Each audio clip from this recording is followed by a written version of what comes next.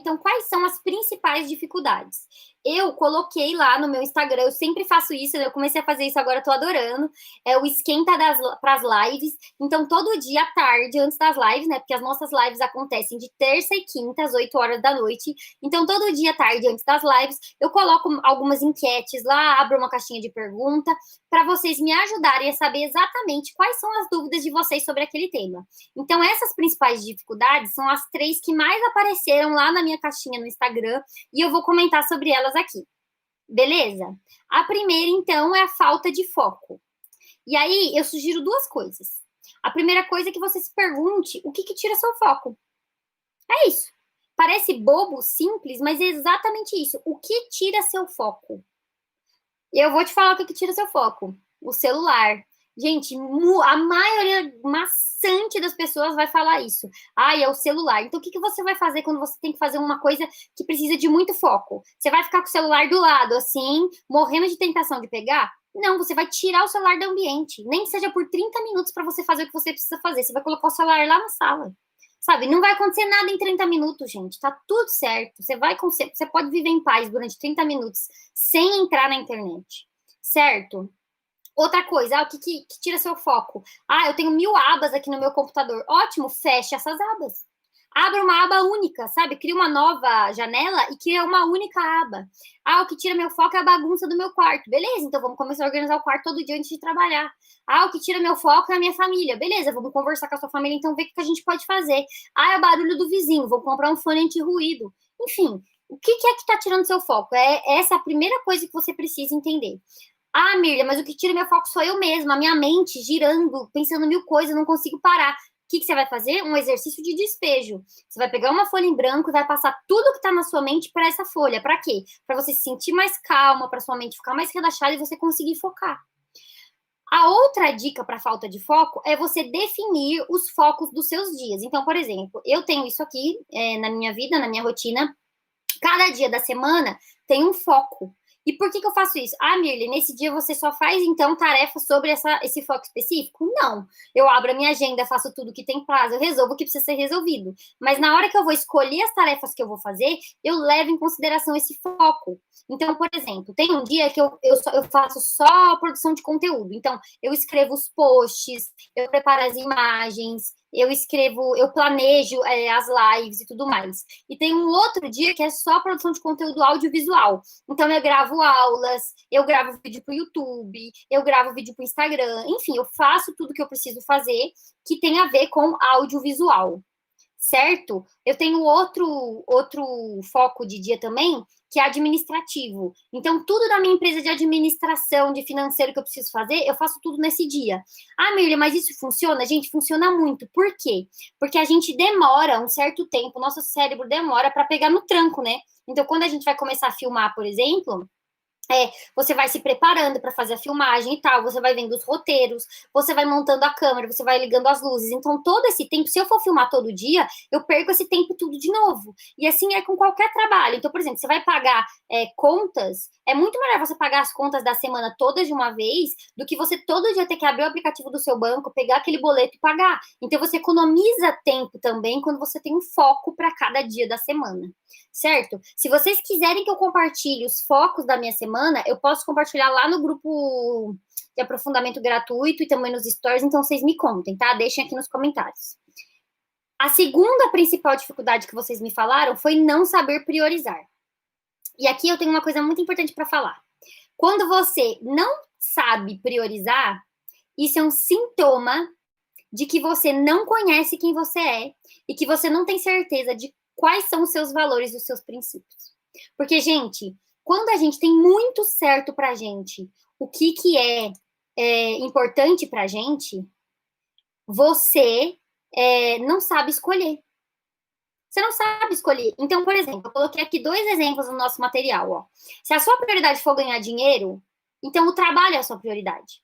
Então, por exemplo, você está no momento da sua vida que você está querendo juntar dinheiro para uma viagem. Então, agora, tudo que você puder fazer para ganhar mais dinheiro, para fazer uma renda extra, essa é a sua prioridade. Beleza, esse é um exemplo. Outro exemplo, você tá com problema, outra pessoa tá com problema de saúde e agora a prioridade dela é descansar, é cuidar disso, é fazer os exames, é se alimentar bem. Então, essa pessoa aqui vai escolher ganhar menos dinheiro para cuidar disso. E essa pessoa aqui vai escolher abrir mão, por exemplo, de períodos de lazer para poder ganhar uma renda extra. Então, gente, tudo na vida vai ser sobre priorizar. E você não precisa priorizar a mesma coisa a vida inteira, mas você precisa priorizar naquele momento. Então, quais são as suas prioridades de vida naquele momento? É assim que você prioriza tarefas. Então, quando você abre a sua lista de tarefas, tem várias tarefas lá. Então, por exemplo, em 2020, uma das minhas prioridades foi a MW Organiza. E a MW Organiza cresceu muito em 2020, porque simplesmente eu tive que fazer essas escolhas. Então, eu deixei coisas de lado para poder escolher isso. E é assim que funciona a vida, certo? Tem uma pergunta aqui, ó. A Abri falou, mas os focos de cada semana só podem ser condizentes com o tema do mês, igual você disse no desafio? Então, vou explicar rapidamente o que é isso. Eu defino um foco para o meu mês, durante o ano, né? Então, cada mês eu defino um foco. Então, por exemplo, tem mês que o meu foco é planejamento, tem mês que o meu foco é implementação, por exemplo. E os focos da semana, eles não são. Os focos dos dias da semana, ele tem a ver com os tipos de atividade que eu realizo. Então, por exemplo, eu sou produtora de conteúdo e empresária. Então, vai ter um dia na minha semana, que é quinta-feira, que é o meu dia de business. Então, é o dia que eu faço planejamento de negócio, networking, esse tipo de coisa. Vai ter outro dia na minha semana que eu faço produção de conteúdo audiovisual. Então, que eu produzo as coisas para as minhas redes sociais, certo? Então, o foco do mês é uma coisa. O foco do mês é que projetos que eu vou dar atenção naquele mês para direcionar para aquilo. Então, por exemplo, se dezembro para mim está sendo um mês de planejamento. Então, eu fiz meu planejamento todo do próximo semestre. Eu estou fazendo planejamentos da empresa também. Então, eu tô focando nisso. Mas novembro, por exemplo, foi um mês de implementação. Então, eu lancei meu curso. Vocês lembram? Novembro, a primeira turma do meu curso aconteceu em novembro. Então, em novembro, eu não fiquei fazendo muitos planejamentos. Em novembro, eu foquei mais em apesar de eu ter feito todos os planejamentos que eu normalmente faço, o meu foco foi implementar, certo? Beleza? O foco da semana, na verdade, são focos dos dias. Eles são iguais em todas as semanas. Eu só mudo se eu sentir necessidade de mudar, porque algo no meu trabalho mudou, certo? Então, o que eu trabalho cada dia da semana, eu faço isso há muito tempo, há vários meses. Espero que tenha dado para entender. Dúvidas? Mais dúvidas? Então, a gente falou sobre falta de foco, a gente falou sobre não saber priorizar, e por último, a gente vai falar sobre a terceira principal dificuldade que vocês me relataram, que foi determinar o tempo de cada tarefa. Gente, primeira coisa que vocês precisam entender é o seguinte: parem de colocar prazo naquilo que não tem prazo. Isso é um tiro no pé. Então, assim, muitas pessoas que trabalham com produtividade, organização e tal, falam assim: não, se você coloca um prazo, você faz. Gente, se você coloca um prazo, você se sobrecarrega. Não é porque você colocou um prazo que, de repente, aquilo vai ser feito. Não é porque você colocou um prazo que aquilo vai virar prioridade. Se você precisou colocar um prazo para algo ser feito, quer dizer que você não tem prioridade.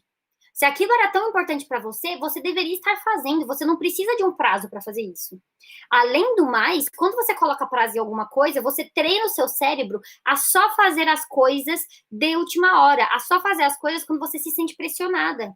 Isso é horrível, gente. Para que você vai viver dessa maneira? Então, primeira coisa, se algo não tem prazo, para de pôr prazo nisso. Que isso? O que você vai fazer? Beleza, isso é importante para mim e eu quero trabalhar nisso em algum momento dessa semana. Ok, durante essa semana, quando você for fazer, você vai tentar escolher essa tarefa em algum dia da semana, daquele jeito que a gente já conversou aqui nessa live. Já expliquei tudo isso, não vou explicar de novo. Mas, Mirla, mas eu não consegui fazer essa semana. Tudo bem, fica para semana que vem.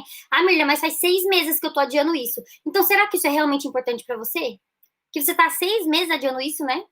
Será que você não teve meia hora, né, a mais? Sei lá, meia hora que você não assistiu Netflix, que você não ficou rolando o feed do Instagram para fazer isso? Então, aí você aproveita e já revê suas prioridades. Será que você realmente quer fazer isso? Às vezes você não quer fazer. Sabe, às vezes você até quer fazer, mas aquele momento não rola. Então, abre mão. O que acontece quando as pessoas começam a pôr prazos para tarefas é que elas não cumprem os prazos e elas ficam se sentindo culpadas e aí as coisas vão encavalando. Então, o que estava no prazo de ontem passa para hoje, passa para amanhã e agora já tem 3 coisas e semana que vem tem 10. E aí vira todo esse acúmulo que você não sabe nem explicar como que você chegou, mas quando você vai olhar, as coisas nem têm prazo, você que inventou o prazo para elas, certo? E a segunda coisa sobre determinar o tempo de cada tarefa é que toda vez que você for determinar o tempo de uma tarefa que você não fez antes ou que você não está acostumado a fazer, você estima para cima. Você estima para mais, nunca para menos. Porque é melhor sobrar tempo e aí você conseguir fazer outra coisa além do que você planejou, do que faltar, certo? E as tarefas que você faz sempre, você precisa cronometrar durante uma semana, por exemplo, para entender quanto tempo você leva para fazer cada coisa. Então, por exemplo, algumas pessoas acham que respondem e-mail em 10 minutos. Eu não respondo. Eu recebo tanto e-mail que, sei lá, uns 40 minutos por dia, mais ou menos, para eu responder todos os e-mails que eu preciso. Então, assim, eu já sei disso. E como é que eu sei disso? Porque eu cronometrei, gente. Não adianta achar que você sabe quanto tempo você leva para fazer cada coisa. Você não sabe. Por exemplo, quanto tempo você leva para se arrumar de manhã? Você tem que saber essa resposta. Certo? Se você não sabe, beleza, bora cronometrar aí durante uma semana, durante 2 semanas e tirar uma média. Beleza? É assim que você para de errar. O planejamento é determinar quanto tempo você precisa para cada tarefa. E outra coisa muito importante é que você precisa parar de encher o seu dia. Então, você precisa parar de achar, tipo assim, das 8 às 9 eu vou fazer tal coisa, das 9 às 10, das 10 às 11, das 11 ao meio-dia. Você não deixa 1 minuto para imprevisto. É óbvio que isso vai dar errado, porque a primeira tarefa do dia, você já botou horário, sendo que nem precisava, né? Ela nem tinha prazo, você podia ter feito ela com folga, e aí você atrasou ela e ela atrasou todo o resto, e aí parece que você não fez o que você precisava fazer, sendo que você fez um monte de coisa. Então, gente, eu sei que vocês acham que fazer lista de tarefas é tipo, anota tudo aí no papel, mas não é, tá? É bem mais complexo que isso.